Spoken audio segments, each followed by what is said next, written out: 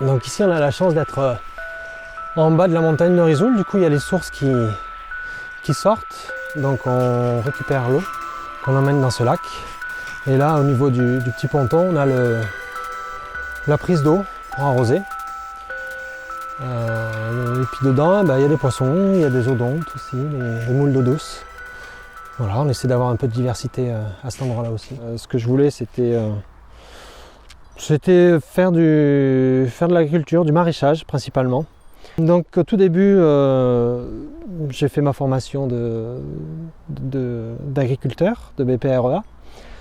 Et puis j'ai vite vu le problème de la semence. J'ai cherché des graines qui étaient reproductibles et j'ai commencé avec ces premières graines. Et puis maintenant, il y a, je sais pas, 150, 200 variétés qui sont cultivées là. C'est début d'automne, du coup là il faut regarder un peu toutes les semences qui peuvent être récupérées.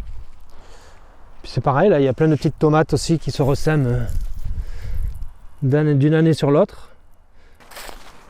Alors là c'est un bout de forêt qu'on garde complètement comme elle vient, comme elle pousse, comme les arbres tombent, s'écroulent. Puis ça fait des habitats, ça fait des niches. Ça c'est une auxoise, ouais, c'est Udona. Et il reste moins de 400 individus en comptant les étalons. Donc il commence à y avoir des problèmes de consanguinité en fait dans la reproduction. Toutes les valeurs du MAB se retrouvaient dans le potager. Donc il y avait le volet environnemental, donc diversité. Donc ça, la diversité on en a à tous les niveaux. Dans le social aussi, donc les relations liées, le social et l'agriculture, donc on est dedans aussi. Et les personnes qui sont arrivées ont apporté une dynamique toutes. Quand je dis qu'ils sont arrivés, c'est des personnes qui sont passées et qui continuent à s'investir dans le potager de différentes manières. Et donc du coup chacun a son activité.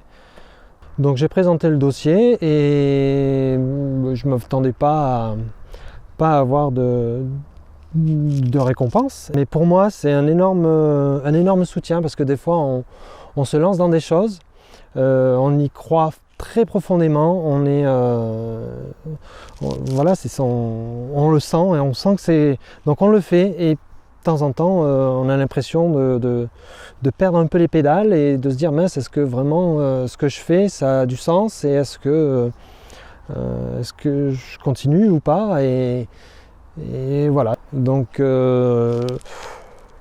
on va continuer dans le même élan, avec la même prise de temps, parce que le temps c'est vraiment un facteur important pour la nature et ça fait partie de l'harmonie. Et toujours en visant le maximum de diversité et que chaque acteur qui est sur le potager a plusieurs fonctions. Voilà, je disais tout à l'heure pour les chevaux, mais c'est pareil pour les poules, c'est pareil pour les plantes aromatiques, c'est pareil pour les personnes, on fait plein de choses.